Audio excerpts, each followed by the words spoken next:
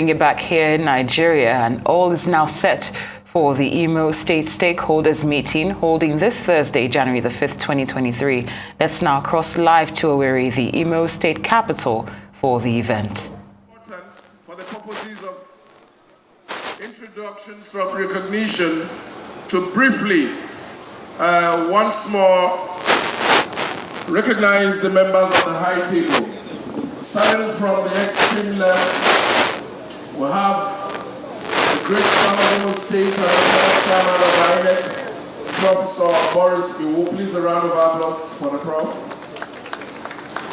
Seated next to him is the chairman of the Imo State Elders Council, His Royal Highness Eze Ino. Please a round of applause.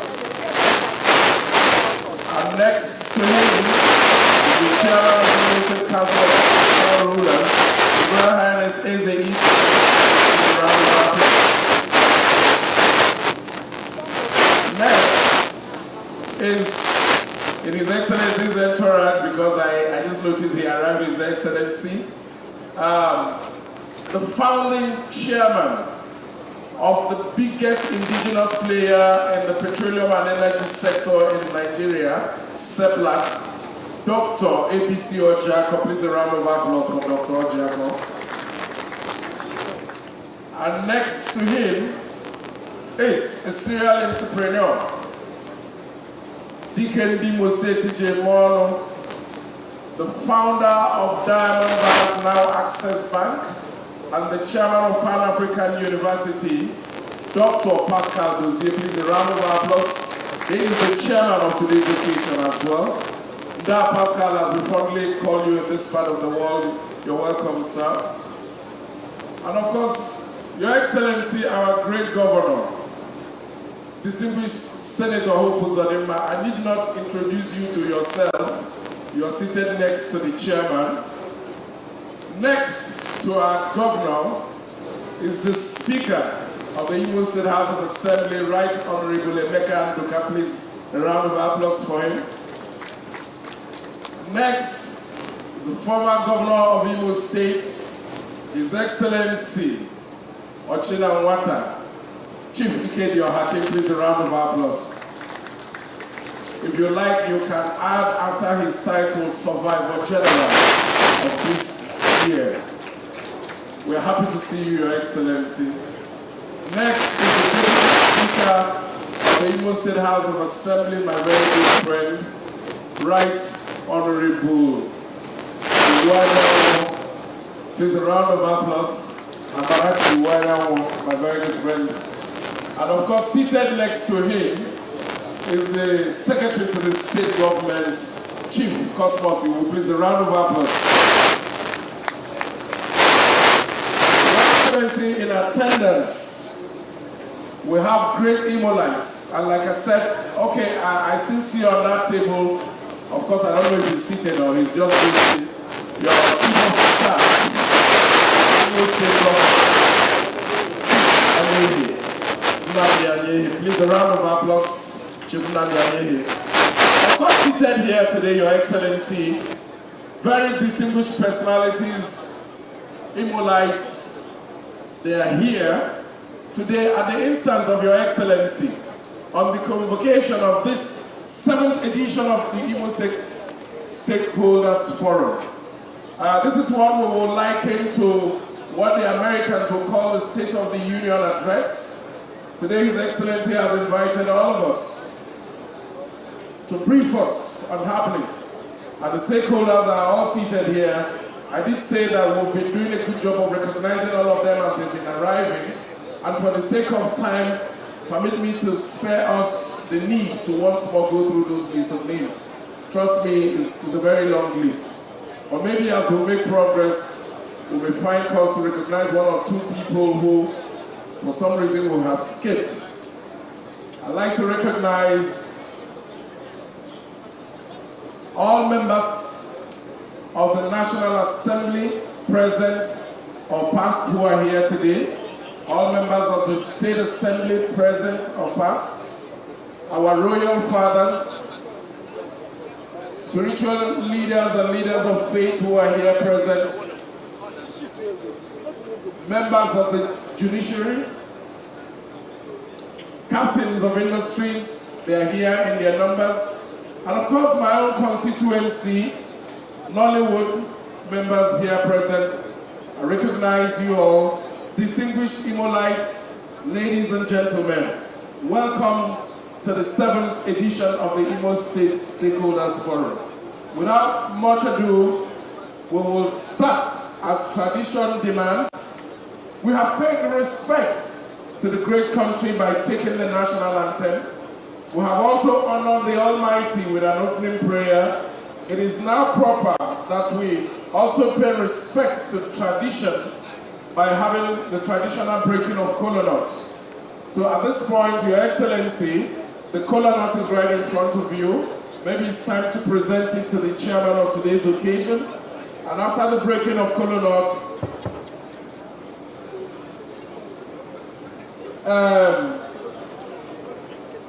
let me invite a man who understands culture so well, the secretary to the state government. You are there.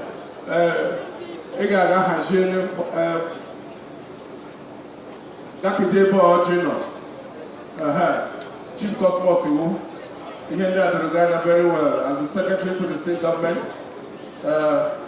It starts the process of the traditional breaking of Kola nut, and from there we will make progress.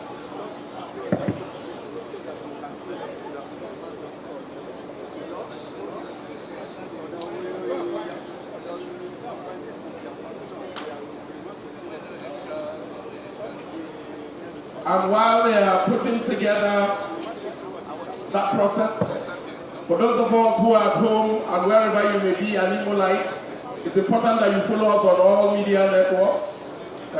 This program is carried on all media so that everybody can be part of it. We're also on Facebook, Instagram, Zoom, and all other channels.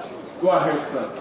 Your Excellency, Senator Ho, the performing governor of Imo State, the Right Honorable Speaker, Imo State House of Assembly, Barrister Emeka Nduka, the Deputy Speaker, Imo State House of Assembly, Right Honorable Amara Banyamu, all the principal officers of Imo State House of Assembly, Your Excellency, Dr. Ike Hakim, former governor of Imo State, the chairman of today's occasion, that Dr. Pascal Dozier, members of National Assembly here present, members of Imo State House of Assembly here present, honorable commissioners, members of the high table, because I don't have again, because James eminent to recognize you, because my Lord, the chairman of Eastern Association of Nigeria, now the Bishop of Illinois here, only seniors in Imo State, as Dr. E.C. Okeke, as a Buru, as a Brico, as you want Nine days a little longer, who don't you know your owner? Because Ojadela, here, watching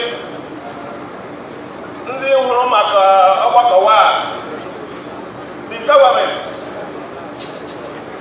denies the Imo, none.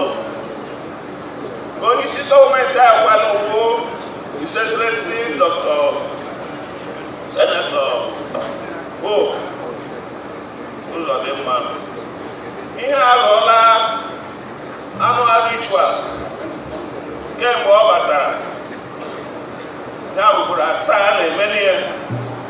We have the greatest convocation of Imo sons and daughters every year. His Excellency the Governor, since Ojibirochichi, we render distinguished to Imo, the mandate to serve them. He had an entire war to listen to our governor, His Excellency Senator Hope Uzodimma. Account here, let him render his stewardship account since 3 years of the office. What you guys there? Here no right now to sit down and listen to His Excellency the Governor. Here will interactive session. Here will and from governor nobody from us. So here now is in the purpose that will be government. Always joke and they will close all but source on him to work as secretary to the government. I have to utilize that opportunity. Otherwise, him and them will issue.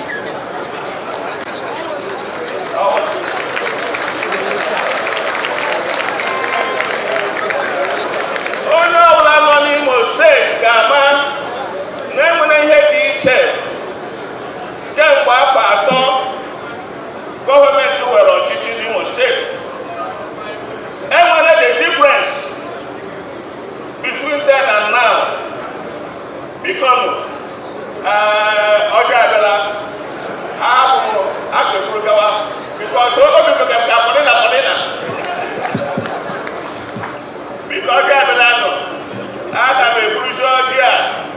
All the executive, guardian and legislator, and has for the men, and the young American. The speaker, he was the House of Assembly. Because we're all there. Urone, the chairman of the occasion, please.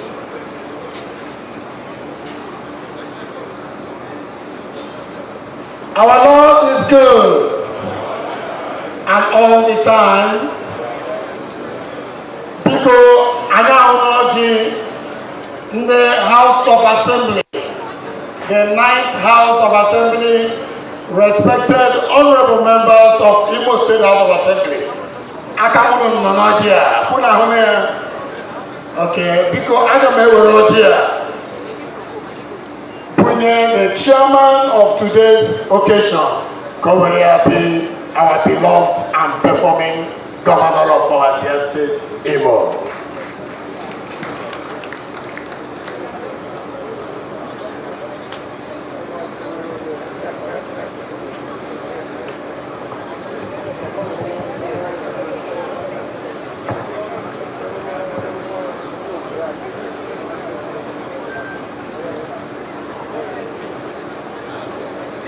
Ndimo, Ndewodu. Ndewodu apela homoji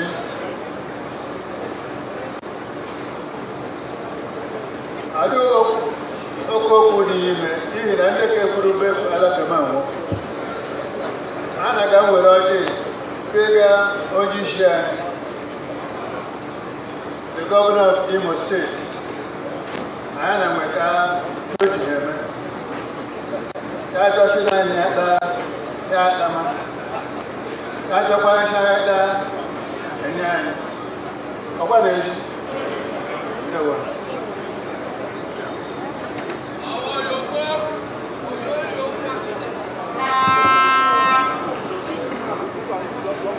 ndị ma ekelela m unu ihe ọjị anyị wetara maka Imo Stakeholders Meeting and the chairman of the occasion was chairman and including chairman of the governor every ọjị and okwu niile anyị bifo ikwu n'ọjị a SSG ekwuchana ha ncha n'elu anyị ga-asị a na-esi nke enwe na-aga nke enwe ndụlori ndị Imo Elders nọ ha ekelela m ụlọ ya bịa brọja bụ ige chairman Imo Elders Council orezie dechọdị eze Imo ha gọrọ anyị ka anyị ike ta ya ata ndewo ndewo.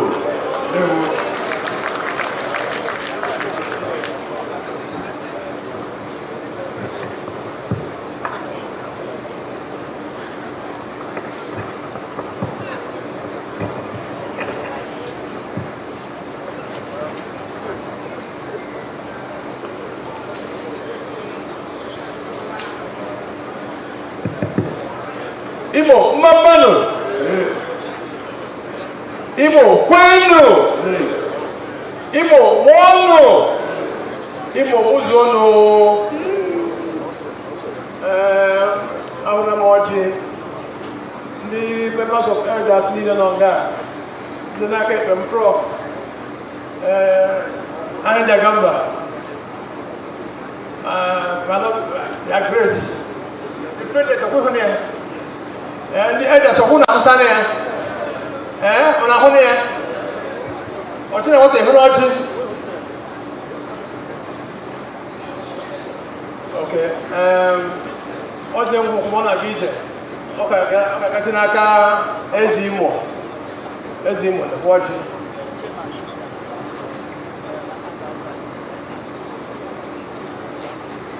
There's a colleague. Ndeze Mamana, Chicano, Bicano, Mocano, Imo Mamana. Asia the regular Lubana or the corner Matotoro. I may bro one day the year on that. Una days are going to say who goes them more. I may be the chairman. There's a local government in the because who do know right now? Aha! Obvious only he is. My company now one day they so back on your level. All to 3 dollars of the Jaco, unless the morning with the record. Adam, I say, oh, you say, nkwado ka anyị gbapụ ya ọsọ ana m asị ka anyị gọzie na ọ dị agọzie akwụkwọ omenala sịrị dị asị ọ bụ n'aha Jizọs anyị na-akpọ nna anyị nke kere ụwa chọọ ya mma anyị na-ekele ya maka ihe ọma o mere anyị ihe ọma o mere. With due respect, let me now call on the chairman of this great occasion for his opening remarks. Dr. Pascal G. Dozier. Thank you.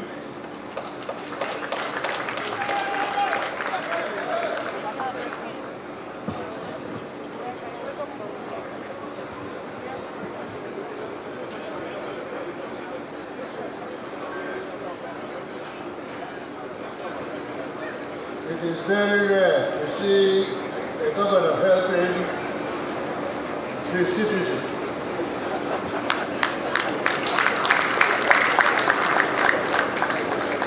Never got in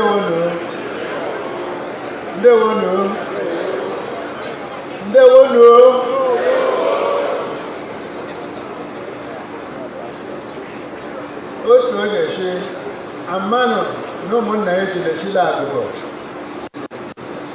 I talk on a man in Chicago this afternoon.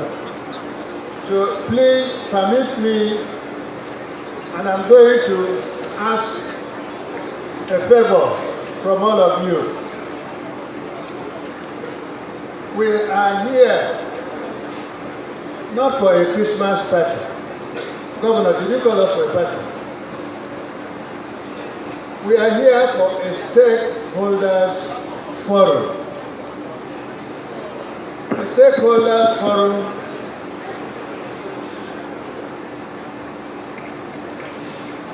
A stakeholders forum is a very critical and important event in the life of the government. We are lucky that we have been selected to come and for this stakeholders forum. And I think we should ask ourselves, why am I selected? Why am I invited to this stakeholders forum? Is it because of my bald head? Is it because of your duty? It is because the governor believes that you have a contribution to make to his government. Not necessarily to his government, for the upliftment of Imo State. We are here for Imo State. And our Chief Executive, Senator Hope Uzodimma, the governor of Imo State, has called each and every one of us to give account of his stewardship since last year, since the last forum. All of us here are privileged people. We are very privileged to be here. And that is why we have to listen to him when he speaks. Please, I am begging you, stop bantering your neighbor. Stop discussing your neighbor. His speech will not last 10 hours. Just let us sacrifice those hours and listen to him. The question is, here we have a governor. He's doing his best, and when I say best, he's very pragmatic. Please, because what I'm saying is the truth. We are not here to praise him. We are here to listen to him and judge him. Is he doing what he promised us to do? That's why we're here. And then we ask ourselves the question, each and every one of us, what have I done to help him govern Imo State? We are not here on a parade, beauty parade, come and drink, come and eat. No. He is capable of calling us for a party. But we are not here for a party. We are here to listen to him and go back. Synthesize whatever he has told us, internalize them, and then think.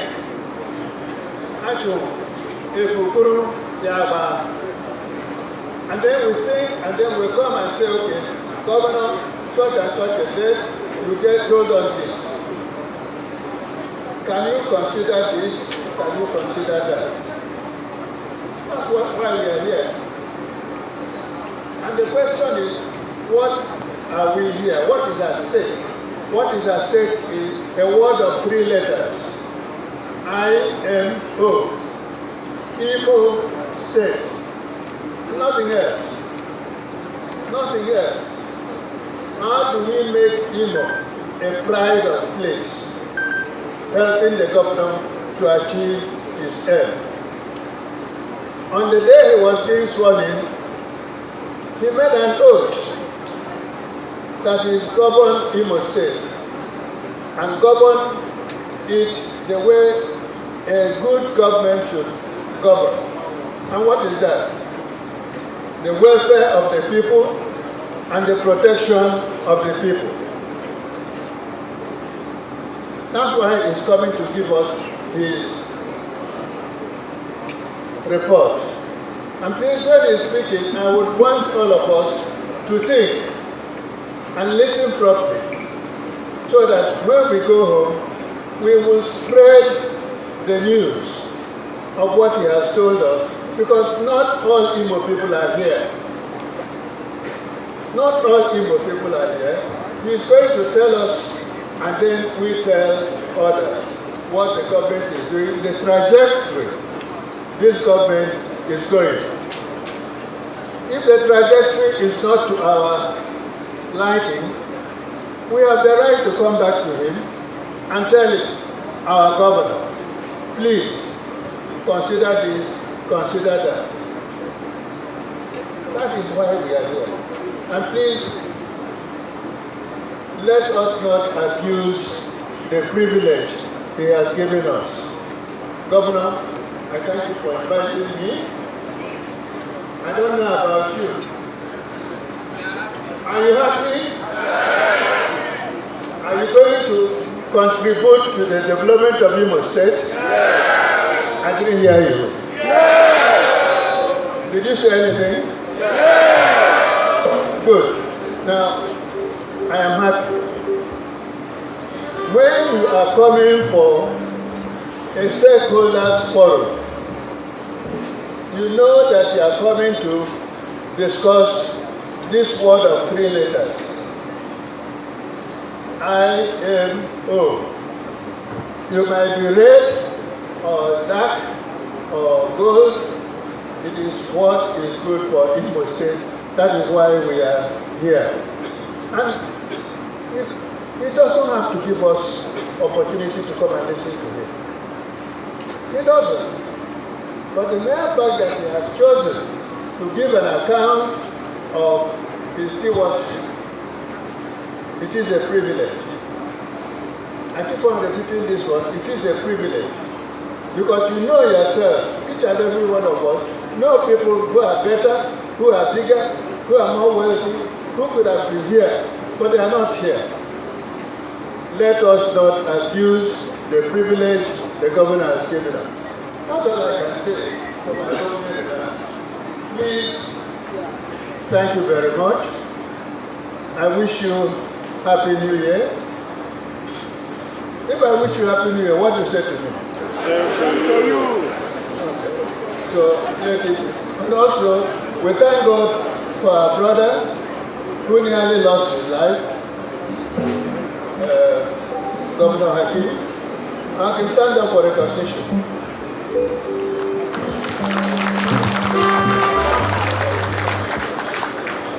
Again, God spare your life so that you can do something for Imo State, not for yourself.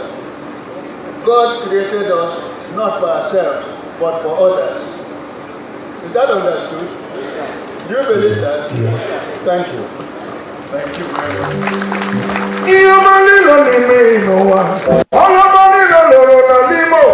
Security always around you. Alule, aluya nile, aluya nile, aluya nile. Take up your money, take up all the money, take up your money, I take up people saying to me, last 1 year, my hope was on my water security. Oh, you're going to go on fire. You're money on the main. All the money on the loan. You're money on the main. All the money in the middle. Thank you very much, Felix Ndukwe. A round of applause. Okay, Mr. Chairman, Sir Dr. Pascal Dozie, thank you very much for your opening remarks.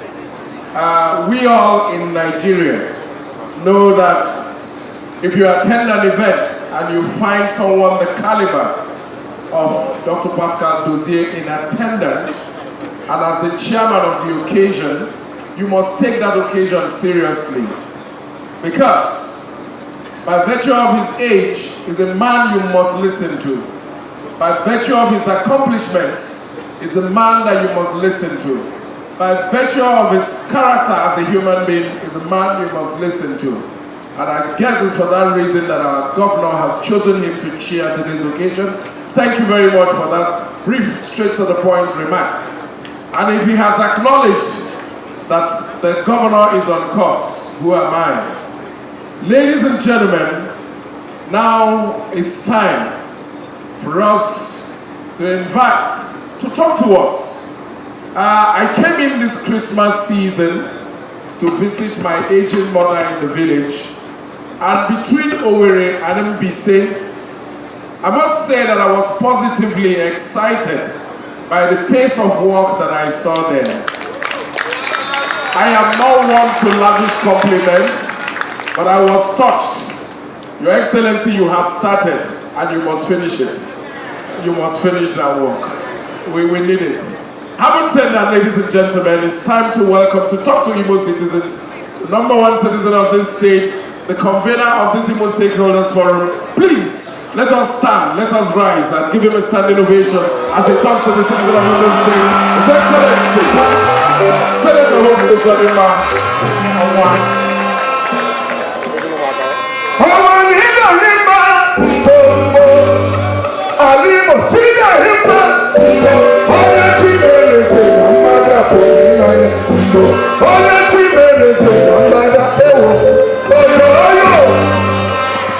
Thank you. Please sit down. Thank you.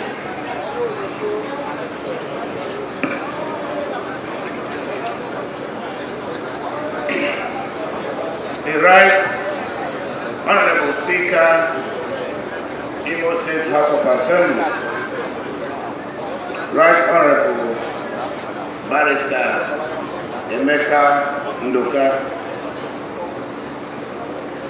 the Deputy Governor is out there on a state assignment. It is my hope that before the end of this occasion, he will be joining us. The chairman of the occasion, Dr. Pascal Dozie, members of the National Assembly, past and present,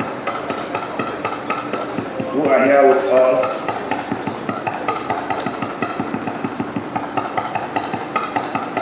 our leader, Chief Engineer Isi Iwayamu, Ahead Agamba Libo, the chairman, the pioneer chairman, Seplat Group of Companies, Dr. ABC Ojako,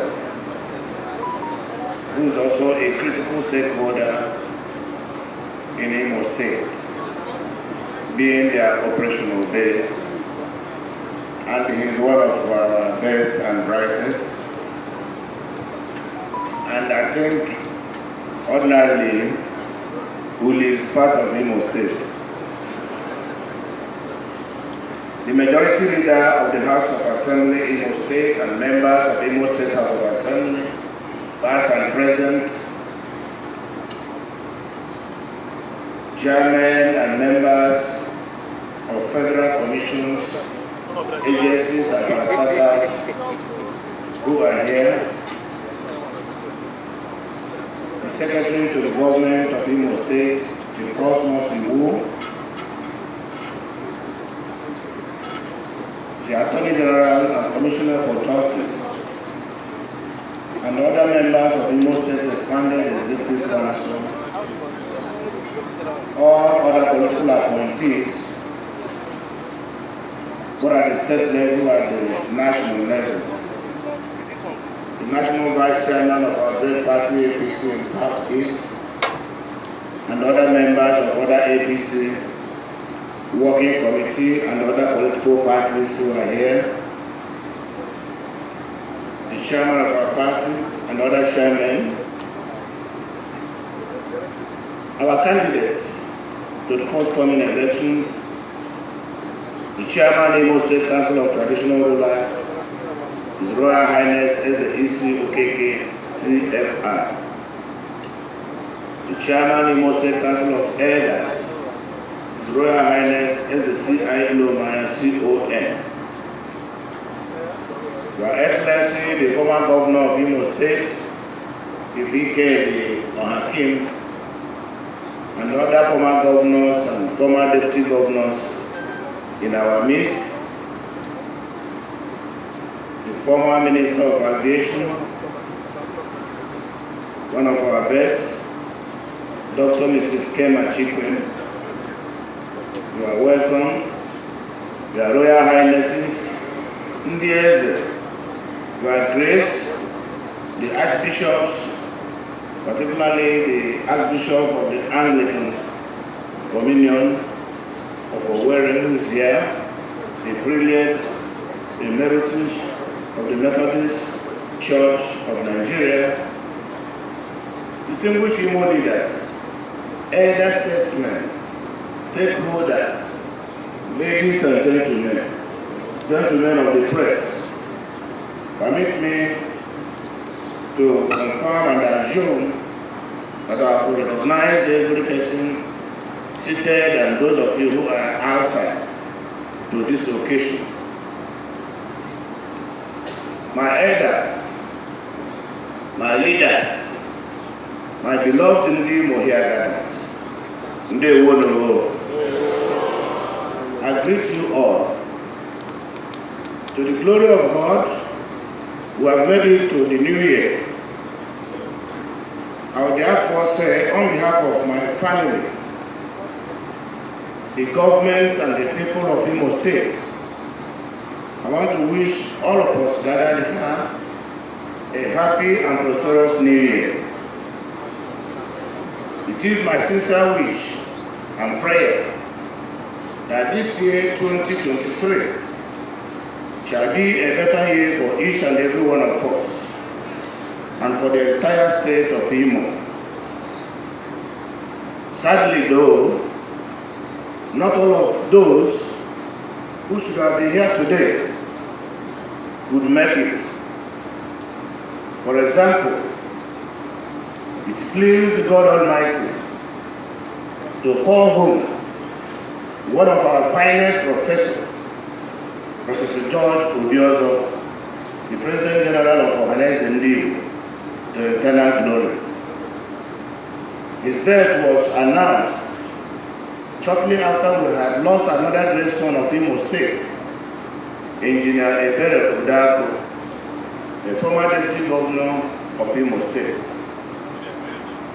May I crave your indulgence for all of us to rise, to observe a minute silence in honor of these fallen heroes and all other compatriots who departed the world in the year 2022.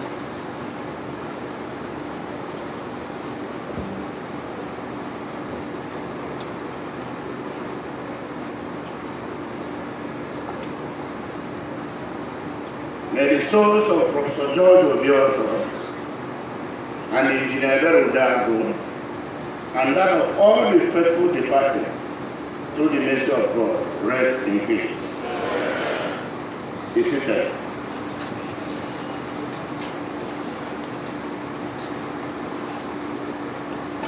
I'm sure that those of us who came from the airport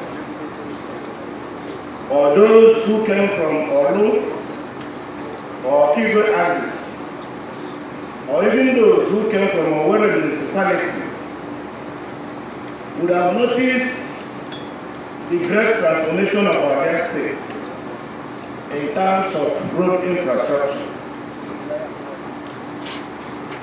Even our worst critics would have noticed and acknowledged the difference between Imo State of January 2020 and Imo State of January 2023.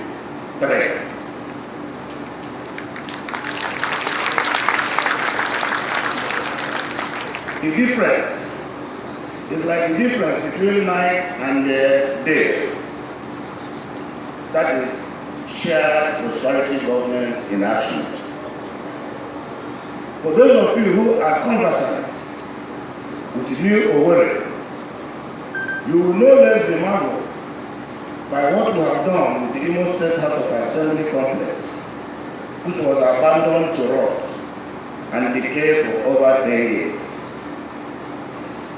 You will behold a brand new complex in a dazzling ambience and fitted with the state-of-the-art facilities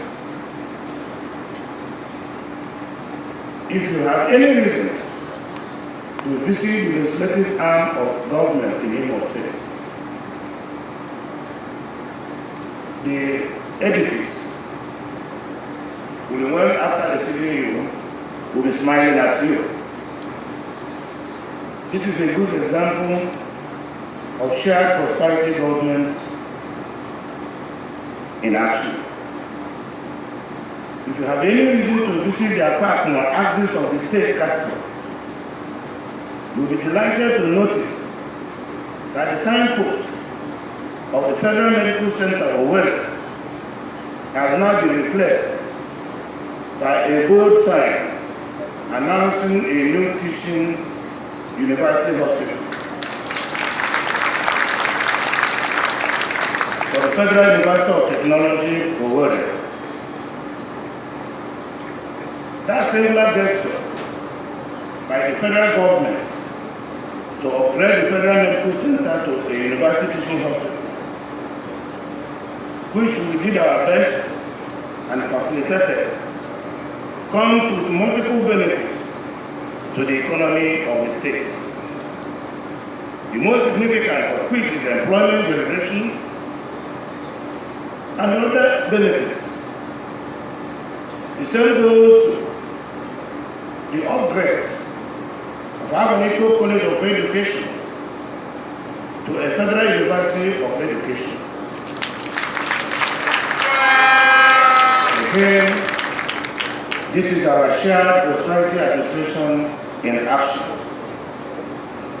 If you've been keeping abreast with the latest developments in the state, you would have heard that the state government has signed a memorandum of understanding with the Nigerian Navy for the dredging of Oguta Lake or Ras River to the Atlantic Ocean.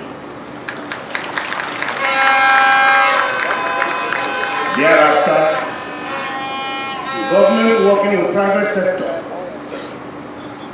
will install loading and offloading facilities in Oguta. This will open a new vista of opportunities for oil and gas businesses in Imo State, as well as international trade, not just for Imo people, but for the people of the entire Southeast.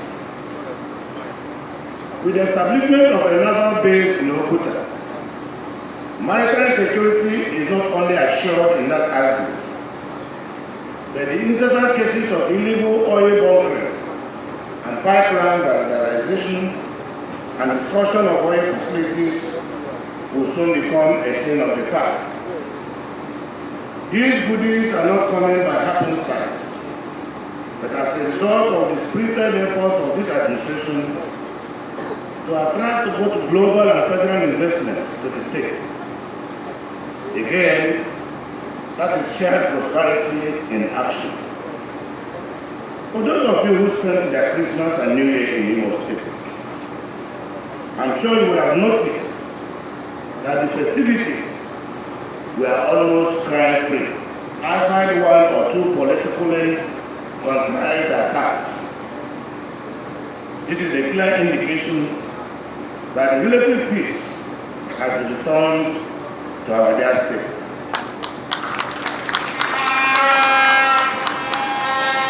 And we can now go about our businesses without any fear of molestation, while praying the Almighty God to touch the heart of the opposition element to stop sponsoring violence in Imo State.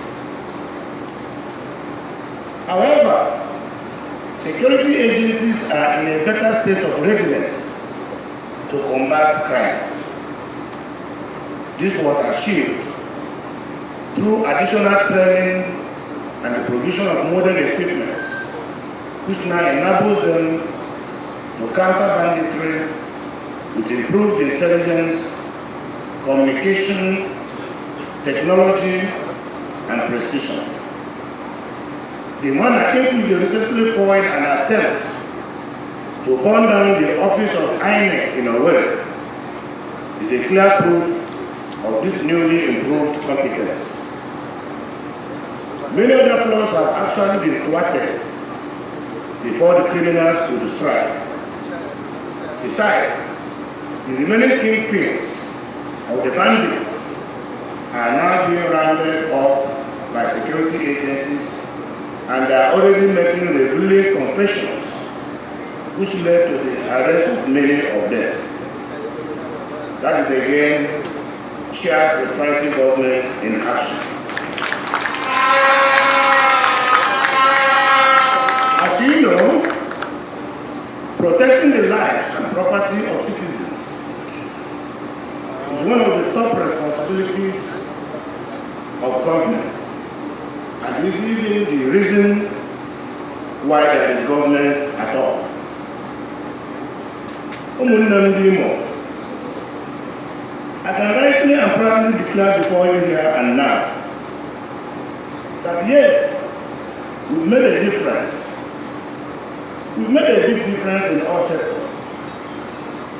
The civil service infrastructure, automation of fiscal processes, attraction of federal presence, open, transparent, credible, inclusive, and accountable government. As you all know, the Imo State we inherited in 2020 was a mass of mess. The structures and institutions on ground were not too different from those we find in a failed state. Today, the difference is clear. The state is not only working again, they're looking up indeed. So yes, we have made a difference. We have kept faith with our social contract with the Imo people. That is a statement of fact with solid empirical evidence to back it. But hold your breath, because like the Americans will say, you ain't seen anything yet.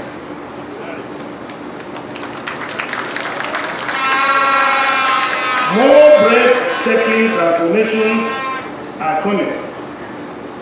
Before the end of this year, 3 additional signature road projects, the Owerri to Umuahia Road, the Olu-Mbe to Akopa Oga Road, and the Okuta to Oro to Olu Road will be completed.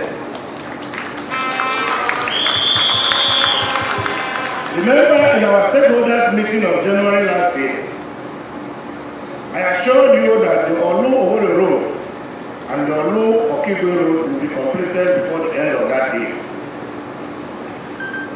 It happened as I promised. There the few setbacks we had on Okigwe angle of the road, which despite that incident, the road will be completed in the next few weeks. So now you can believe me that when I tell you that these 3 new roads will be completed this year, that they will also be completed like the other ones we have completed. The point here is that when those 3 roads are completed and added to the already commissioned landmark roads and numerous other intercity roads built by this administration, Imo State would have been sufficiently networked in terms of road infrastructure. The immediate impact will be to promote intercity trade and the free flow of haulage of goods and agricultural produce. The ultimate result would include an unprecedented boom in commerce, in agriculture, in industry and tourism, with the added advantage of having vital federal institutions on ground. The state economy can only but grow with positive impacts on internally generated revenue. So again, I declare without any fear of contradiction that our dear state, Imo State, is surely on the march again, and things are definitely looking up for the state. As you must know, I have just signed the 2023 budget of 474.4 billion naira, a budget which I tagged the budget of wealth expansion. Out of this, 373. With this, you can see that we are purposeful and clear-headed on our philosophy of wealth expansion. At this juncture, I would like to provide you with a detailed sectorial breakdown of our achievements in the last 3 years. When we came here by January 15, 2020, the first point of call was the civil service. As we know, the civil service is the engine room for every government because it is the instrument for the implementation of policies and programs. Unfortunately, for Imo State, the civil service was at its lowest ebb when we came on board. The irregular or non-payment of workers' salaries and other deprivations, such as lack of basic work tools and a filthy working environment, led to a surge morale and low output of staff. Consequently, we took immediate steps to address these anomalies by first raising the morale of the workforce.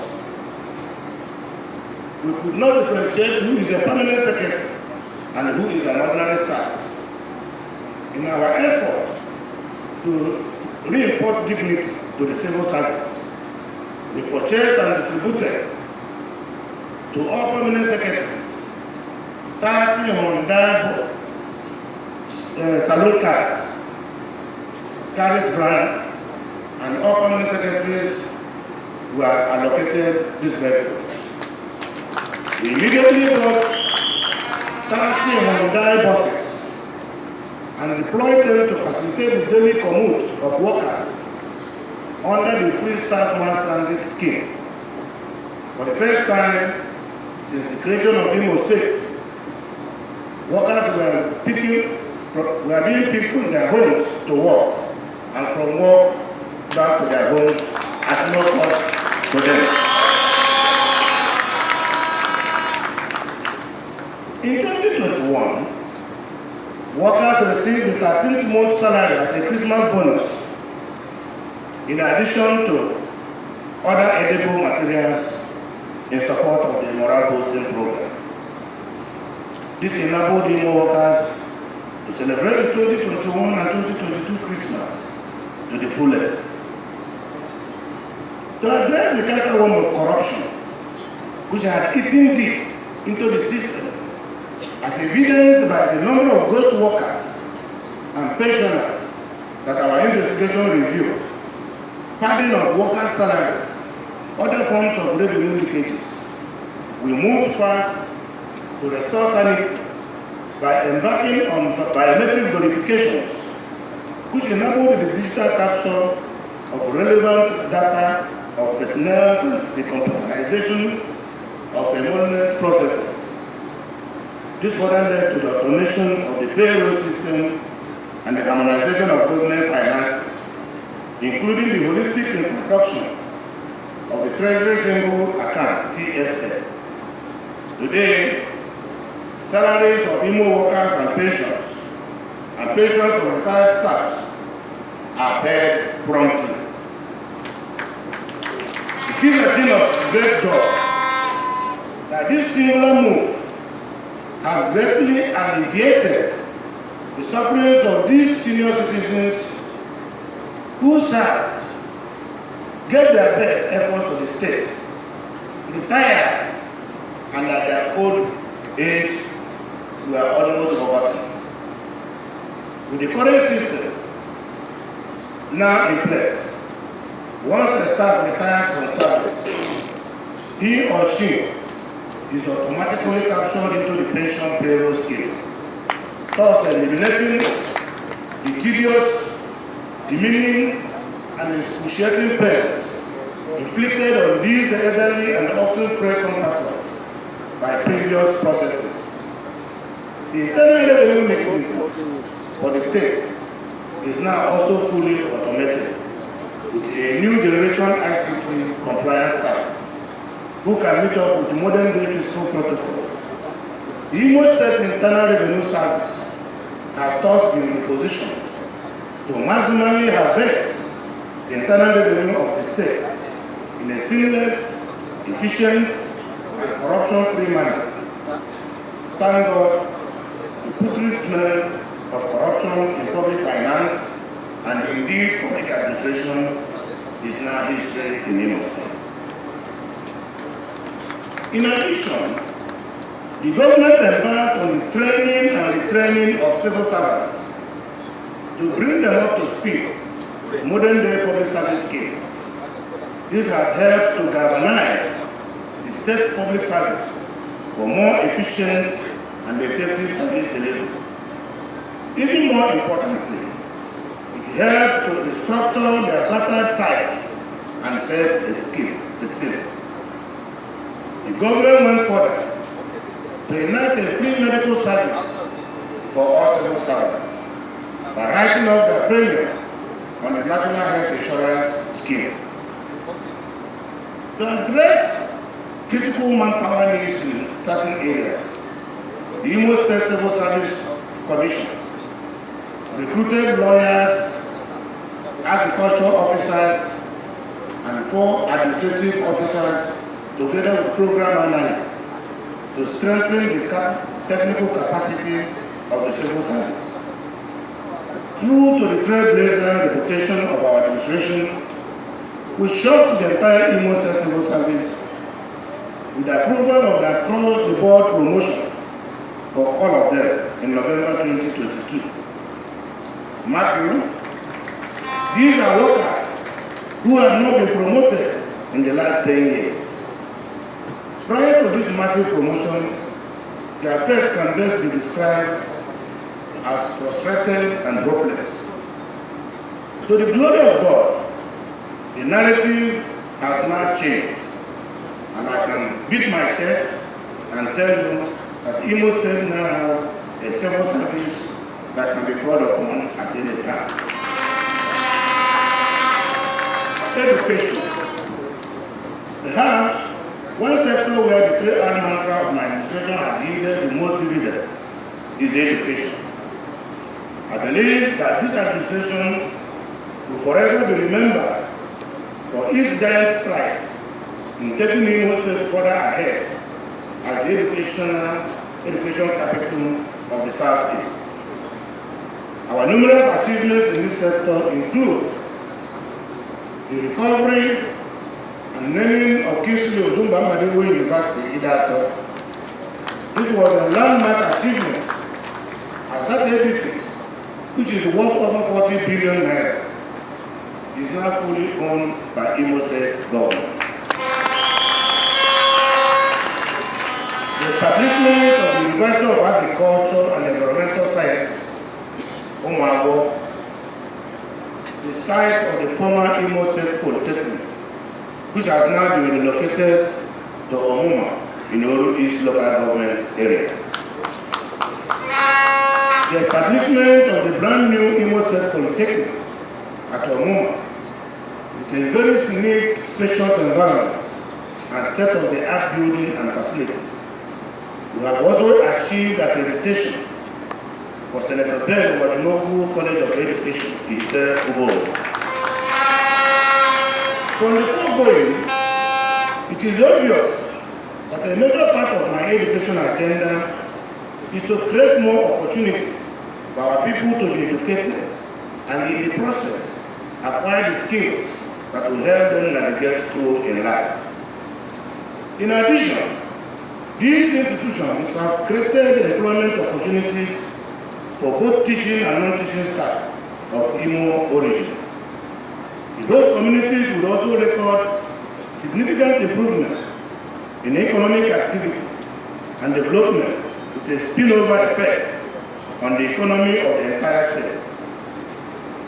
Funding 5 tertiary institutions is a huge burden, but it is worthwhile burden to bear by the state, because our children, our young boys and girls are better off being in school than being on the streets, smoking all sorts of drugs.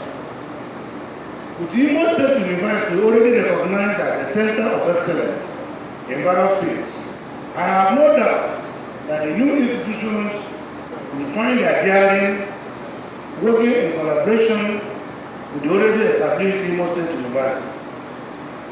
At the primary level, despite the issues we have with UBEC when we came on board, we have been able to resolve those issues, and all the counterpart fundings that were supposed to be paid by the Imo State government, which was not paid for the past 5 years. Our administration has paid fully all counterpart funding. And work has started on the building of 305 modern classroom blocks in the 305 electoral wards of the state. I have equally directed the Secondary Education Management Board to put all existing secondary schools in the state in a good shape, while the relevant laboratory equipments should be provided for them. With our foremost play in the educational map of Nigeria, we cannot afford to drop the ball. I will never regret any investment made to secure the future of Imo State. And the future of Imo State are our young ones. Other recent developments include the importation and donation of different types of books to our schools in the state, the approval of 89 new secondary schools, which will be located in different parts of the state, the ongoing rehabilitation of public schools, and the distribution of science equipment, chemical and reagents to our public schools. In the area of commerce and industry, our administration has taken a bold step to encourage commercial and industrial activities in Imo State by taking such proactive measures like the recovery of Imo State Standard Shoe Industry from Asset Management Corporation of Nigeria, AMCO.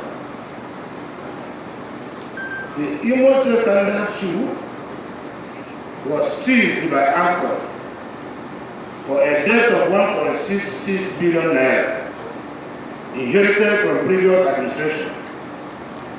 The shoe industry will create jobs both in the industrial base of the state, and presently, government has paid the total debt of 1.66 billion, and we have recently recovered back Imo Standard Shoes. Also, the Insu ceramic industry is in the purview of foreign investors. We have started and we are about completing a program through public-private partnership to rehabilitate and develop Insu ceramic industry. The phase 1 of a Kuku over a market with over 1,200 shops has been completed.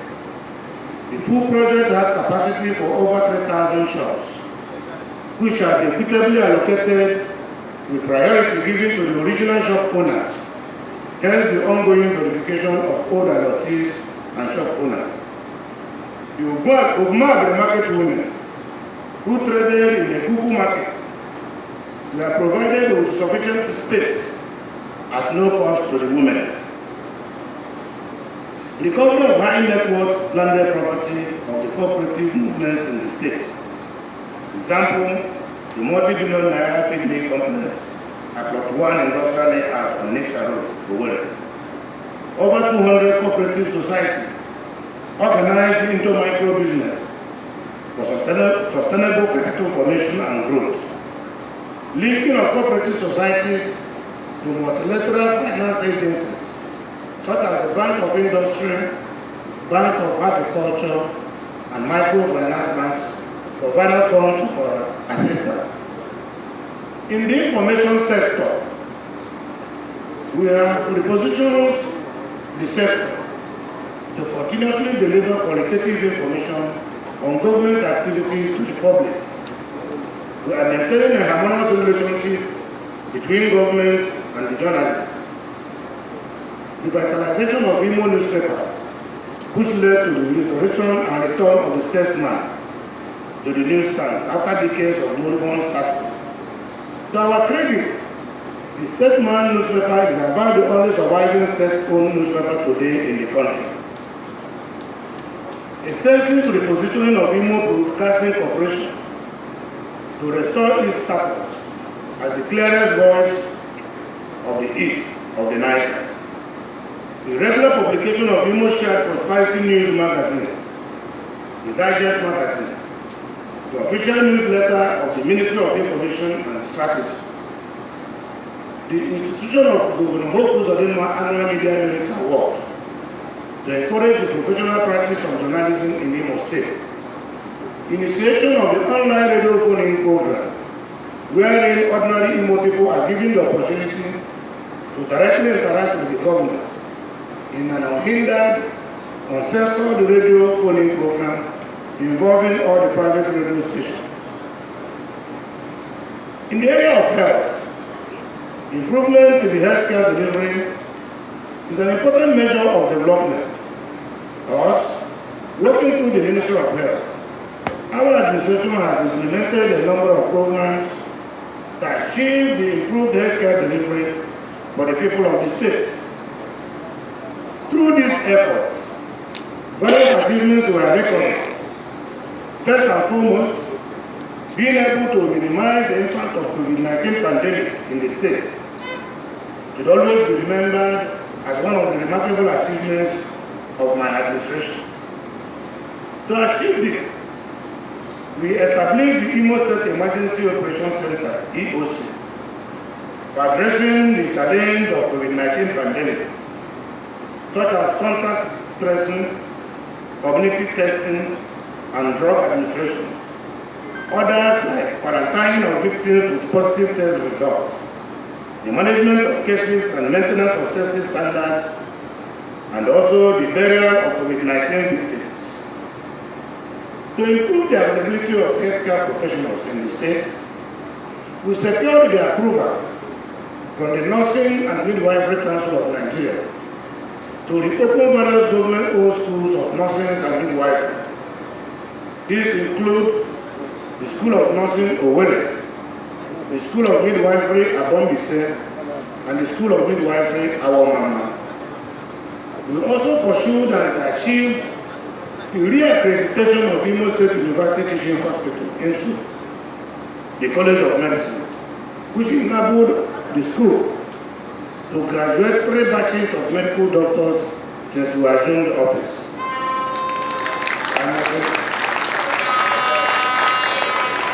I must remind all of us that before our emergence, such students that were due to be graduated by the school were not able to graduate because of the withdrawal of accreditation of Imo State University Teaching Hospital.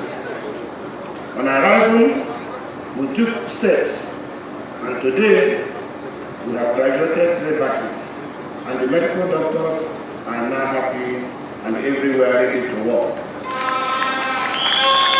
I've already talked about the upgrading of the Federal Medical Center, Owerri, to enviable status of a university teaching hospital. It is also important that federal government has approved to establish another Federal Medical Center in Imo State. This is a significant improvement in terms of availability and access to specialist health care in the state. In terms of health infrastructure, we have embarked on the construction and rehabilitation of 305 primary health centers across all the political wards in the state, in addition to the renovation of the School of Midwifery and Nursing at Awomama and Abombise. The Imo State University Teaching Hospital also received an upgrade in terms of provision of various modern diagnostic equipment. We also worked with stakeholders to implement various programs to create awareness of many health issues, such as hypertension, pneumonia, infant nutrition, and female genital mutilation. Through the Imo State Essential Drug Services, we have achieved an efficient inventory management system to prevent the expiration of medicines. The service also ensures the supply of medicines and other consumables to various primary and secondary health facilities in the state. Furthermore, the Civil Service Staff Clinic was set up, equipped and commissioned by our administration in November 2021. The unique thing about this clinic is that it is dedicated to civil servants and is run by doctors and pharmacists, nurses and other workers drawn from the Ministry of Health. We have also purchased and fitted our hospitals with more vital investigative equipment to ensure patients are not taken out of the hospital for basic investigations. We have procured machines like X-ray machines, X-ray imaging, echocardiogram, Doppler machines and ultrasound scan, and other basic life support and advanced life support equipment to ensure life-saving skill acquisition for accidents to emergency cases. We have also continued to offer local and international specialist training to our health workers to ensure they offer improved services. Efforts are also continuously being made to maintain and upgrade all hospital equipment to improve the quality of diagnosis and management received in all government-owned health facilities. In the state, a case in point is the construction of a 200-bed hospital at Imo State University Hospital, Kola, with support from Nigerian Petroleum Corporation and their partner, Seplat PLC. That is one of the reasons that I have invited the chairman of Seplat to be with us in this stakeholders meeting, because the President Mohamed Buhari, approved that NNPC, working with Seplat, should build and equip a brand new 200-bed hospital at Imo State University Hospital. The chairman told me that work will start by next week, and they intend to deliver the hospital within record time. In the transportation sector, the transport sector in Imo State is competing to be among the best managed in Nigeria, especially with the innovations adopted by our administration. A major litmus test was the challenge posed by street traders who converted the entire length of Douglas Road, a strategic economic artery in the state capital, to a massive trading and refuse dungeon. The iconic road was totally impassable prior to the birth of this government. To the glory of God, the hitherto intractable Douglas Road is now a free dual carriage way for motorists and pedestrians. This was achieved by adopting a superior thinking car.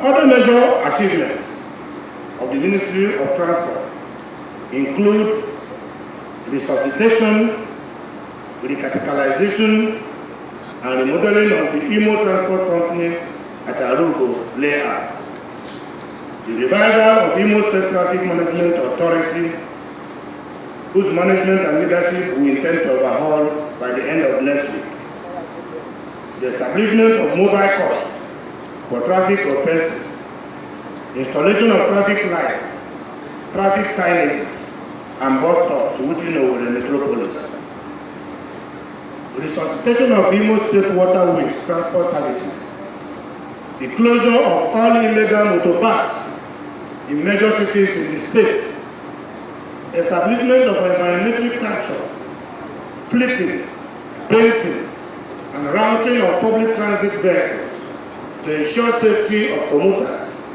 goods, and general security.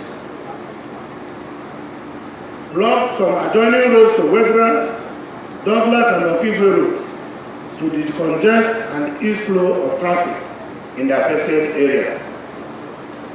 In line with global best practices, our administration is focused on the fight against environmental degradation and climate change. We always participate in the celebration of the annual World Environment Day on every 5th of June, during which we join the global community to raise awareness on the protection of the environment. Other activities undertaken by us along this line include planting of economic trees at Ndubisi Kano Square and other strategic locations across the state for the purpose of reducing greenhouse gas emissions, and partnership with Sustainable Trans-Environment International Foundation to establish a 1,000 hectares of bamboo plantation as a carbon sink with a number of other raw materials derivable from it. On erosion and flood control, the Ministry of Environment has carried out a preliminary vulnerability assessment to flooding as predicted by Nigerian Meteorological Agency, NIMET. The Ministry has carried out feasibility studies of over 64 flood and erosion sites. They are marked for intervention by the state as contained in the 2022-2023 State Appropriation Bill. Routine visits and assessments of flood erosion sites in the state and continuous documentation of SEM for possible intervention were also conducted. There is also the ongoing revival of Imo Environmental Laboratory and the waste recycling facility in the state. The benefits of these facilities, when revived, cannot be overemphasized. Our environment-friendly profile received a major boost with the state with the recent flag-off and launch of the Hope Green Revolution. In the area of mining and minerals, including petroleum, Imo is endowed with some solid minerals of great economic value, such as kaolin, bentonite, and glass sand. This informed my decision to create the Ministry of Mines and Solid Minerals in March 2021. Through the activities of this young ministry, we have ensured that all illegal mining activities in the state are stopped, and all legal mining activity must comply with the standard environmental regulations. We have also stopped illegal mining within the state and also stopped the clandestine miners from going back to prohibited sites within the Owerri Capital Development Territory.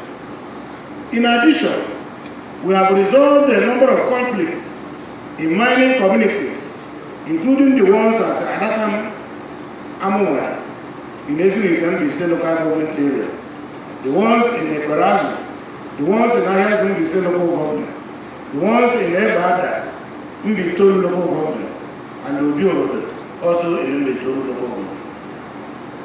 Now, revenue generation.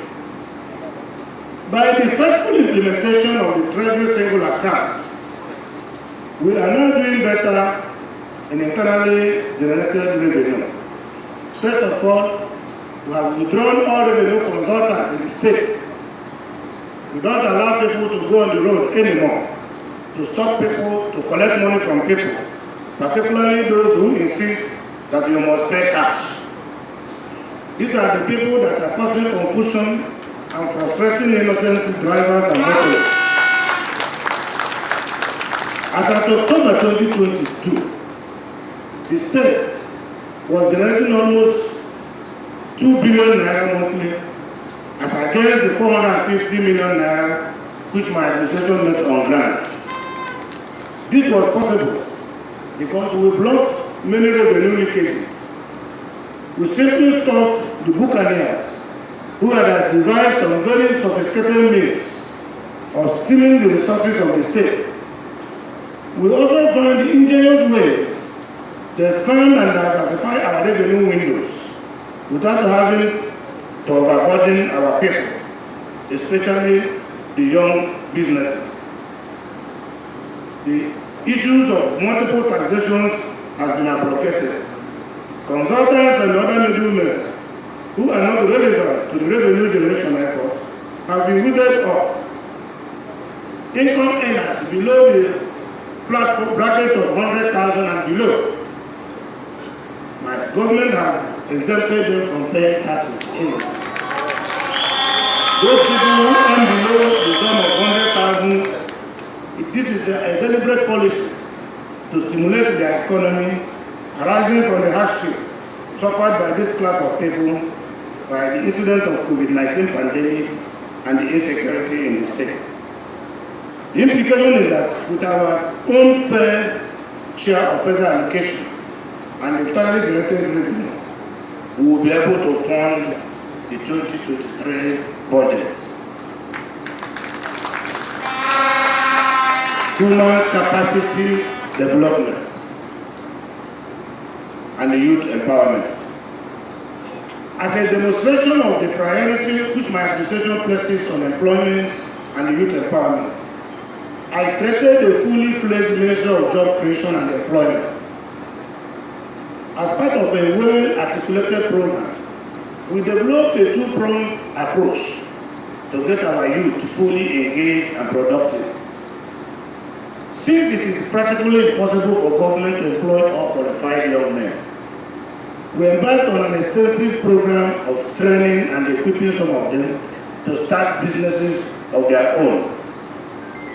The other approach is to revive our moribund industries, to employ some of them as we have done with Adapam Nigeria Limited, while also attracting firms to invest in the state to also provide employment opportunities. Only a few weeks ago, I launched the Skill Up Imo project, which is aimed at empowering more than 100,000 of our young men and women through digital skills. Their training is currently ongoing at the different centers in the state. Sometime last year, the Vice President Imo Stakeholders was here to commission the Skill Acquisition Center cluster for our youth. And it has been commissioned. And our people that will operate this center are currently being trained. By the end of January, practical implementation of the programs meant for that center will commence. Today, we have spent more than 10 billion naira in conjunction with the federal government and the Central Bank of Nigeria to train and equip more than 25,000 of our young men and women in various skills. Even though that at the end of the day, up to 20% of those who receive that money absconded with the money and are not doing any business with it. But that will not deter us. We all know what it means to have thousands of our young men taken out of the streets. Many more such programs are in the pipeline in the current fiscal year. In agriculture, in line with my economic vision for Imo State, agriculture shall continue to be accorded its pride of place in my administration. More than 140 hectares of palm seedlings we planted at Haji and Ngopa are blossoming. We are still expecting actions. Some of our young men have been trained in different types of agricultural programs. Some of our young men today are producing agricultural produce and products that are being sold around the state.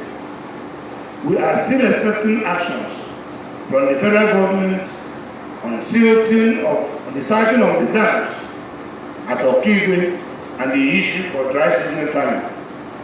The rubber plantation industry in Imo State has suffered a major setback from previous administrations. The state government is poised to reposition our rubber estates at Opiti, Hajebema, Enabia, West, Umwekume, Ngopa, and make them the rubber industry hub of the Southeast. Arrangements are in top gear for full development and expansion of the rubber industry through the public-private partnership. The government has attracted a World Bank-assisted project in collaboration with the Federal Ministry of Agriculture and Rural Development and Livelihood Residence Support Project, LPRES, to support the agro-industrial development and enhance food security. The Atari World Livestock Farm was rehabilitated working with National Agricultural Land Development Authority, NADA. I have given approval that place be concession that to be operated in partnership with the private sector for optimum benefit to the people of Imo State. Also, we are one of the lucky states that have been chosen for the Special Agricultural Industrial Development Zone. This is a project of African Development Bank. Last year, I was in Cote d'Ivoire to sign the agreement, and the Hajebema, Okigwe Livestock Market, the airport area of Iningopad, and the livestock department that we're trying to set up in Oguta has been acquired, and the total of $60 million has been secured for this program. A modern abattoir is currently nearing completion at the Naze Owerri North local government area. It is our hope that before Easter this year, we are going to commission this modern abattoir. The Ministry of Agriculture and Natural Resources is also working with the relevant federal agencies on the procurement and distribution of improved seedlings to our farmers to enhance productivity. Efforts will also be made to improve the availability and affordability of fertilizers by our farmers. With the standard road network currently in place across the state, our farmers should be able to move their harvest to the marketplace and thus reap the real fruits of their labor. The industrial policy. You will recall that during the time of Des Amundakwe, we have always heard of Owerri Industrial Layout, and yet, almost 50 years after, there is no functional industry in that layout. I have directed the Commissioner of Lands to forward me the list of undeveloped lands in that place for revocation. We now make the land open to Imo sons and daughters who are willing to build industries. If you show evidence of your capital to build your industry, we will allocate the land to you. And we will give you the time.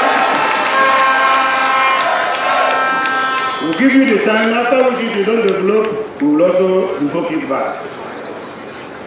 In one of our previous meetings, I told you that the administration was on the verge of developing an industrial policy for the state.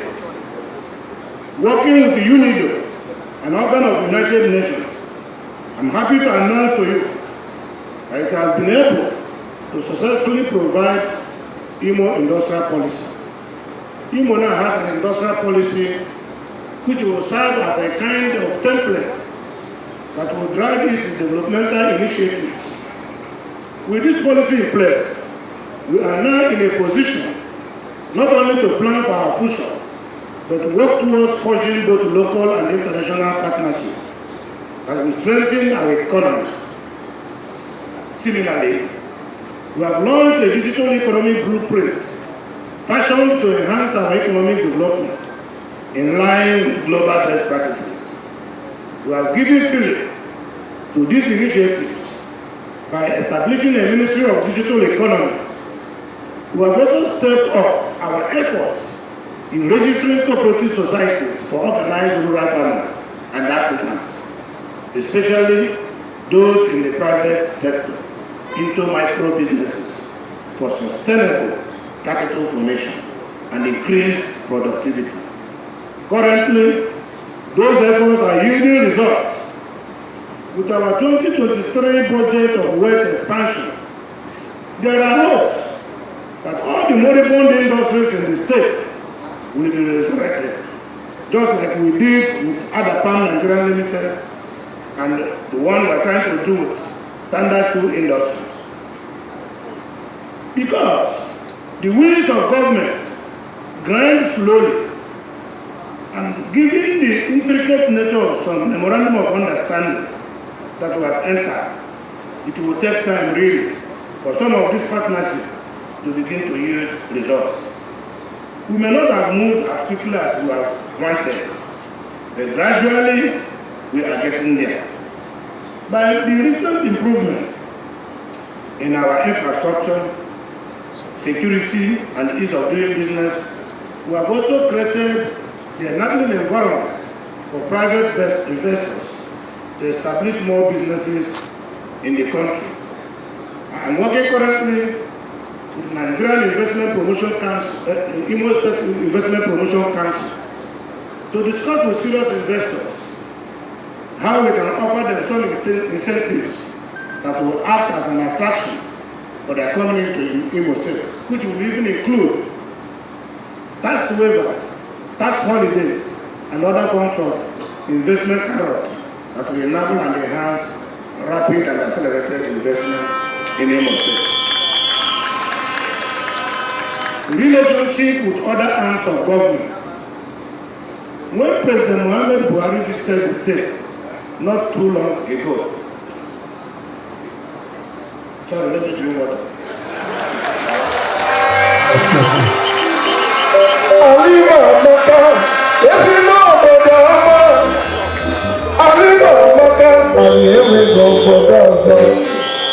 When President Muhammad Buhari visited the state not too long ago, one of the projects he commissioned was the rebuilt Imo State House of Assembly complex, an edifice which was abandoned for years as a result of dilapidation. When our lawmakers returned to the reconstructed edifice, they likened it to a return from exile. Since we had built a world-class executive council chambers in the government house for the executive, including offices, housing even the office of the wife of the governor, I deemed it necessary to make the assembly chambers not only habitable, but conducive enough to enhance the capacity of lawmaking. With the state-of-the-art communication and the other equipments installed, to the glory of God, the Imo State House of Assembly is today ranked one of the best in the country. I have also ensured that our judges are not treated. I have also ensured that our judges are treated with the dignity they deserve. Thus, I provided them with brand new official cars to ensure that they have a befitting means of transport, while ensuring that they also have comfortable accommodation. When I came here in 2020, my first meeting with our High Court judges, all the complaints was about that when they go for conferences, they are not allowed to stop very close to the hall where the conference will happen. They are stopped at the gate because they come by their taxis, while us judges from other states will drive their vehicles and they will stop at the door of the conference. The moment I had that, a new appetite came into me, and I procured brand new SUVs for all the judges in Imo State. I also made sure that we cleared the areas of pension and gratuity of retired judges immediately we assumed office. Even only last year, even the salary areas owed to Imo State judges for over 13 months before my government, I paid all of them off by last year. We may not have done everything for these two arms of government, but we have shown enough commitment for them to appreciate that we mean well. My administration has also continued to respect the rule of law, and we continue to honor court judgments. We also mean well for our traditional rulers, whose role in our society cannot be overlooked. Thus, we have also provided some of them with the vehicles to facilitate their movement. My plan is that no matter how little, a royal father deserves some form of assistance and comfort in the discharge of their duties. works and road infrastructure. It is common knowledge that road infrastructure in the state was left in a deplorable condition, and most roads, including the most important ones, could be described as death traps at best when I came on board. Many were simply not motorable, and traveling in and out of the state capital of Owerri became a nightmare for most people. The deceptive and half-hearted attempt by former administrations could not address the matter. Worried by the situation, on assumption of office, I came up with a 3R mantra of recovery, rehabilitation, and reconstruction to ensure that the decayed infrastructure are rehabilitated and restored. The result of the synergy in planning and execution is fantastic. In 3 years, our prosperity government has made giant strides in the road infrastructure. We have embarked on the massive construction of 70 roads. Some of these roads have now been completed, while some are at various levels of completion. A breakdown of some of the roads are as follows. The Assumpta Port Harcourt Road of Owerri down to General Hospital. The Umuguma Junction has been realized and motorists are enjoying it. The Muhammad Buhari Drive from Port Harcourt Road Junction down to World Bank Road was constructed, realized, and beautified with solar-powered street lights to beef up security in that area. The road was commissioned virtually through Zoom by President Muhammad Buhari in 2021. The Assumpta World Bank Road was equally rehabilitated, and commuters in that area have heaved a huge sigh of relief. We are taking the road up to Umuguma, and the work will continue by the grace of God. A major road that gave motorists nightmare, unbelievably, is the Chukwumawaha Road. Motorists coming from Umuahia to Okigwe and Olu would normally use the road as a bypass. The road, which was abandoned for ages because of flooding, was finally restored, and people could not hide their joy, which was fully expressed on the day the road was commissioned. Similarly, most landlords and residents of the Tiger Road had abandoned their property because of flooding. Many left their houses and relocated to their villages until our 3R chair prosperity government came up with the balloon-driven technology and recovered the road from perennial flooding. One other road that gave residents of Owerri great worry is the Yeshua Street down to MCC Orata Road. A building that was blocking the road had to be removed to pave way for its recovery and reconstruction with good drainage. That link from Ebu Road through Relief Market to MCC Junction is now a beautiful sight to behold as landlords, traders, and the public testify to the miracle that has just been done on that road.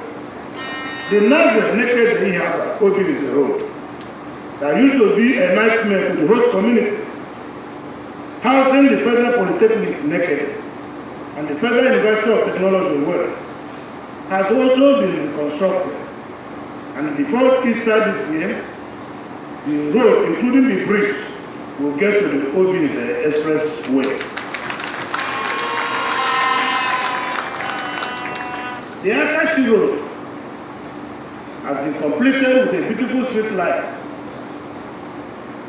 duly reconstructed and realized, with motorists enjoying the compelling scenery of the banks of Otamere River.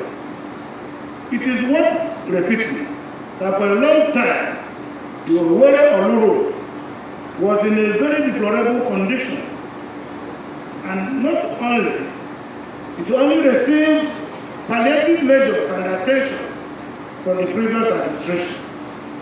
We were able to find courage. The road became a death trap at a point and posed much hazard ranging from insecurity, accidents, loss of lives, incessant vehicular damages, and unnecessary delays. As a result, a short journey of 30 minutes ordinarily took more than 2 hours to complete. The 36-kilometer route has now been completed, reconstructed, dualized, and fitted with solar power street light and a drainage system. This job by upward massive erosion threat on the Wero Road has now been effectively controlled. Commuters and residents of the affected areas have continued to show their appreciation. The road was commissioned by no less a person than the President of the Federal Republic of Nigeria, President Mohamed Buhari, GCFR. The Owerri-Okigwe Road, measuring 59 kilometers, has also been reconstructed. Like I said earlier, before the end of next month, that road, the remaining part, will be completed and commissioned. It has been dualized, and it will be fitted also with street lights. It became a typical Broadway, with the first phase of the construction fully completed up to annual. I have attached in my address a detailed list of all the roads we have done so far, which are so many here, to begin to call one by one. In the bag that will be handed over to you, a copy of this my address is also contained in that bag. When you go home, I plead with you to take time to look at the list of all these roads. In all the local governments, 27 local governments of Imo State, our government has a cannot 5-kilometer routes spread across the 27 local governments rural routes to be completed. We have awarded 2 kilometers by 27 local governments, and all the contractors have been fully mobilized, advance payment paid to them. I urge you leaders to go back to your various local governments to identify where those roads are located, identify who are the contractors, because we did as a deliberate policy, as a way of empowering our own local contractors. Those roads, the contracts were given to our indigenous from those local governments, so that by the time the roads are not done, you will not know who to ask questions. I've attached the list of all the roads, local government by local government, in this my speech. You will also find it in the bag that is being given to you to go home with. The contract for the construction of the 5-kilometer route in each local government, out of 2, has been awarded to contractors from those local governments. Unfortunately, some of them have not reported to site. It is therefore important for you as leaders to find out from your local government chairman who the contractor handling the road in your area is and how far he has gone with the work. In tourism, culture and creative arts, under our administration, the Ministry of Tourism, Culture and Creative Arts has repositioned Imo State for her formal status as a destination hub in Nigeria through the following steps. They have commenced the certification of tourism facilities for issuance of operational licenses to all tourism and hospitality establishments. They have established Tourism Information Center at Imo State International Exhibition Center for display of tourist guide and other tourism promotion material. They have articulated and documented database of tourism in the state by preparing a list of hotels by location on one hand and in alphabetical order in the other hand. The one golden gun at the 2020 National Festival of Arts and Culture, NAFES, which was in Jos, Plateau State. They also won 2 new number golden guns at the 2021 National Festival of Arts and Cultural Affairs held in Ado-Ekiti State. Imo State won the first prize as the state with the best costume. They celebrated the World Culture Day on May 21st, 2022. Signed an MOU for the establishment of Igbo Kitchen at Mbari Cultural Center, Owerri. Working in partnership with the Patiko Binna Gallery, Emekuku, to promote Igbo culture and arts. Organized 2022 World Creativity and Innovation Day on April 21st, 2022. The discovery and grooming of creative arts, including magic finger artists who draw and paint pictures in seconds, concluded plans in collaboration with Teamwork Communications to host Imo My Dream Talent Hub show in Imo State. Obtained and designed plans for the proposed Imo State Modern Zoo at Eziama Ikeku local government. Deployed 5-number revenue compliance teams to field to lead significant increase in the revenue drive. It is important that I don't forget mentioning, because it is not long if you have a wound in your leg and after you have been treated and the wound has been healed, it is always easy for people to forget. I'm sure that the people of Imo State have not forgotten the experience of passing through a kennel. The famous kennel.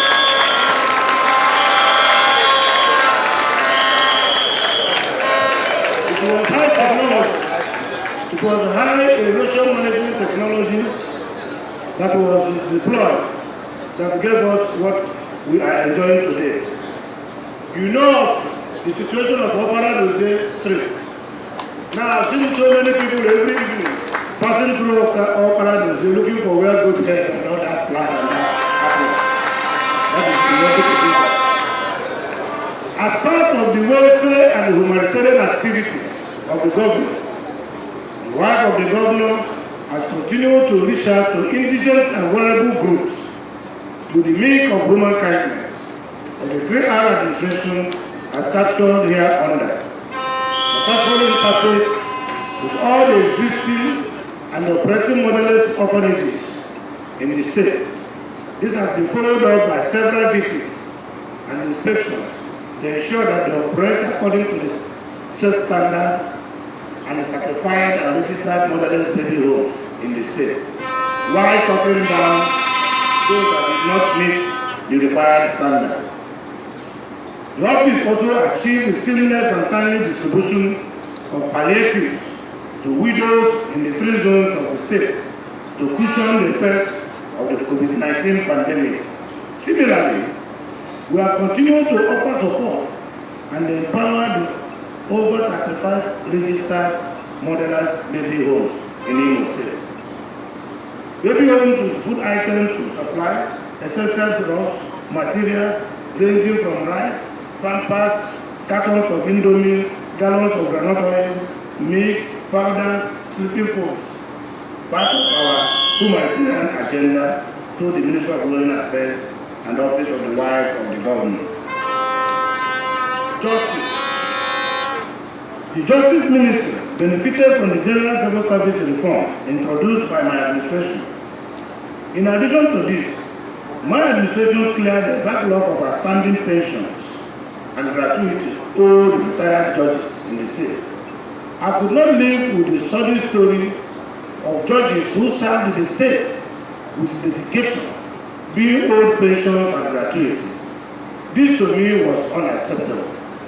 Similarly, payment of those arrears has been done, and I think that our judges, both retired and serving, are in a new spirit of the new year. The justice sector has recorded tremendous achievements in enhancing justice delivery. For example, the Department of Public Prosecution won most of the cases which they defended on behalf of the government. The Department of Civil Litigation has also been repositioned for more effective service delivery. We also sometimes adopt alternative dispute resolution strategies to solve lingering cases and thus fostering love and harmony in the state. My administration has not been found wanting in other aspects of governance, such as in the land administration, criminal justice system, housing and social development, disaster management, and humanitarian affairs, among others. My administration has also provided countless number of community and social development projects, such as boreholes, rural roads, electrification, street lighting, and buildings. These are either funded wholly or in partnership with our various development partners. Our administration is determined to provide affordable housing to our people. Consequently, we have acquired land for development of the Phase 2 Negede Exclusive Garden Estate. There are ongoing negotiations to acquire more land from communities to enhance the dignity of our traditional rulers. Our administration recently presented 35 SUV vehicles to the chairman of Imo State Council of India's, his 3 deputies from Olum, Okigwe, and Owerri, and the chairman of the councils in the 27 local governments. Also, 54 traditional rulers were given staff of office to fill vacant traditional stools in some autonomous communities where their elders died.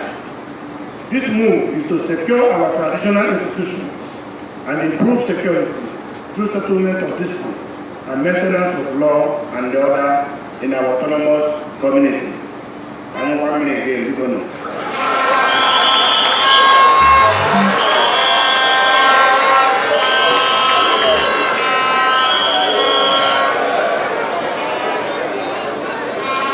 Between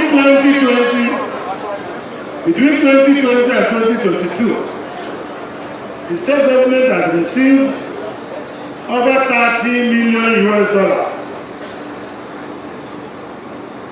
Additional revenue, this money came as grant. Grant means that it is not loan from the World Bank. Under the State Fiscal Transparency, Accountability and Sustainable Program. This is a World Bank program where standards of governance are issued to all the 36 states in the Federation. And they monitor you on how you are accountable, how you are transparent, how you are leading your state. And at the end of every year, they compute results. Imo State has not won this before. In 2021, we won. In 2022, we won again. And the total,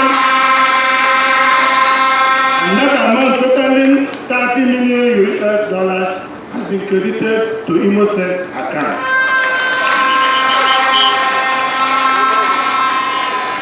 This is a clear vote of confidence by the World Bank on the government's remarkable, transparent, and accountable governance. I understand that some people want to be clever and half by backdating land documents and going to the Ministry of Land to purport to authenticate sale. Let me warn you, I, Hope Uzodinma, I know every land that belongs to government in Imo State. So those of us who think they can enter any land and overnight build a house there, you are building a house for Red Cross. The government doesn't need the house because the Owerri master plan has provision for railway, light rail, has provision for judges' quarters, has provision for all the essential facilities that will make Owerri a befitting capital. Those of you who are part of tinkering the land, doing illegal construction, compromising government officers, obtaining approval of OCDA, the only man who can sign certificate of occupancy is the governor.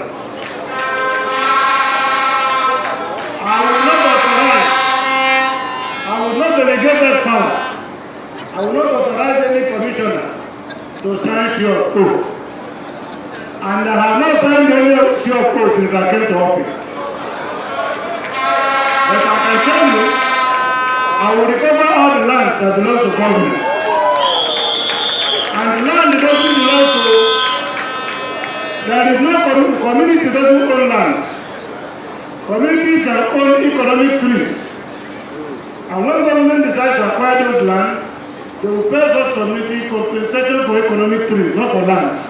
The landlord is the governor. Go and read the Constitution of the Federal Republic of Nigeria. It is very painful that our indigenous, our forefathers, made a sacrifice. We struggled to have this capital with other parts of Igbo land. And they came, they donated land. And federal government gave us capital. 10, 15 years after our fathers died, their children are claiming we are the owners of the land. We are taking back our land. How? Did you buy the land? So the goodwill, those who brought capital to Owerri, the goodwill and honor we give to them is to pursue the thing they brought to go away. Because they want to sell the land. You say you have consent to judgment. You have both court, House of Assembly, Governor's office. All of them are called government. Government is a one. If there were judgments given before, the law also provided on how such judgment can be cancelled. So we will appeal only judgment that does not protect the interests of our forefathers who brought the capital to Owerri. They are not only our fathers, they are also our fathers. So they brought all of us together. So we defend our heritage. So that is it. So stop going to steal government land. Because you cannot take government land through the window. The land belongs to government. Only this year, after we have completed our ages department, we will advertise. We have already identified the lands that are available for our brothers and sisters to build their homes and build their offices or build their businesses. After you have built one house in Owerri, why are you looking for another land to build another house? Will you live in two houses? So allow those who have not built houses to build their own.